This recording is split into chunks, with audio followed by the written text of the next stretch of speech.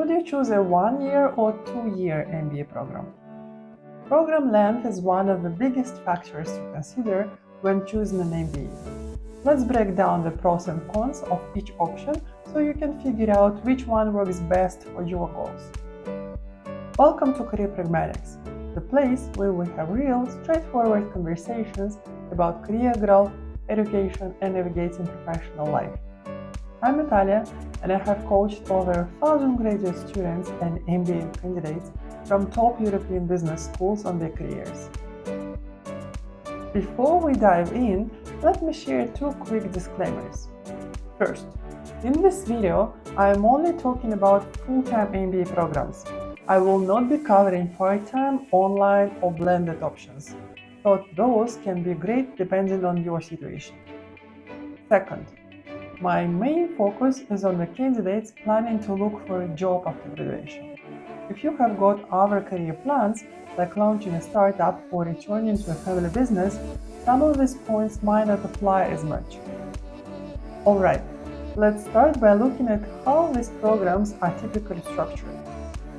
Most MBA programs are built around 2 key components: core courses that cover the fundamentals of business and management, and electives that let you dive deeper into specific topics or build a concentration.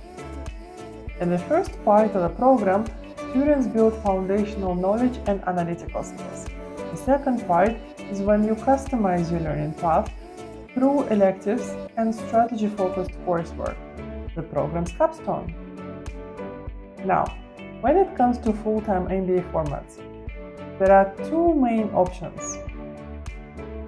2-year programs, standard in the US with around 18 months of classes spread over 2 academic years, and 1-year programs, popular in Europe and pioneered by INSEAD in France.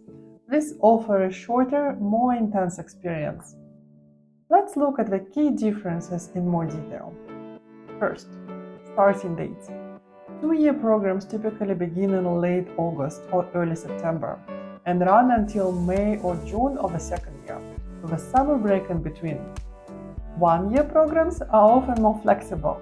You might find intakes in September, January, or even March. This flexibility can be especially helpful if you are working around other commitments or a tight timeline. Second, internships.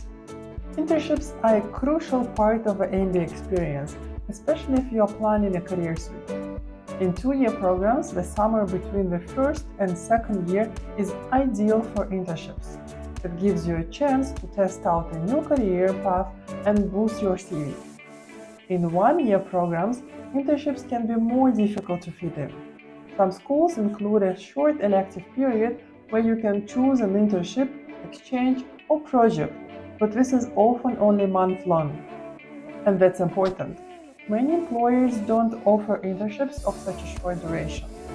So even if a school mentions internships, you will want to check how realistic that is in practice.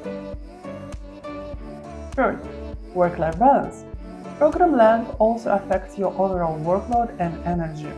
Most full-time MBAs require around 60 credits, about 600 class hours. In 2-year programs, this is spread over 18 months, with regular breaks like a 3 to 4 month summer holiday and several weeks off between semesters. This gives you space to recharge, network, and stomach what you have learned during the first year. In 1-year programs, that same workload is packed into half of the time. Expect shorter breaks and tight schedule. You will need strong time management skills and the ability to stay focused under pressure. Fourth, costs. 1-year programs tend to be more budget-friendly. You will pay less tuition and spend less on living expenses, especially if you are studying abroad. For many candidates, this makes them an attractive, cost-effective option. Fifth, alignment with recruitment cycles. This is especially important if you are targeting specific recruitment processes, like the ones in consulting or for leadership development programs. In 2-year programs, major recruitment events happen in your second year. By then, you have completed core courses and built your network, putting you in a strong position to compete. In one-year programs, recruiting starts almost immediately, often just weeks into the program. This means you might be at a disadvantage compared to two-year students who have had more time to prepare. You need to be clear and focused on your career goals from day one. In fact, you should start preparing for interviews like case preparation for consulting before you even arrive on campus. If you want to explore different career paths during your MBA, the one-year format might feel rushed. You could miss some of the best opportunities because there is simply not enough time. If you're still defining your career goals, check out my video, 3 Steps to Complete Before Searching for an MBA. I have linked it in the description. So which option should you choose?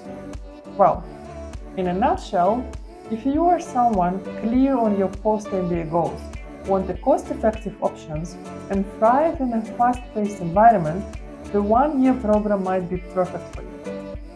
If you need more time to explore, reflect, do an internship, or manage other commitments, the 2-year program could be better fit. I hope this video helped you understand the key differences between these two MBA formats and what to consider when making your decision. As I have mentioned certain recruitment processes today, like those used in consulting or for leadership development programs, let me take a closer look at these specific MBA opportunities and examine how much demand there really is in today's European job market.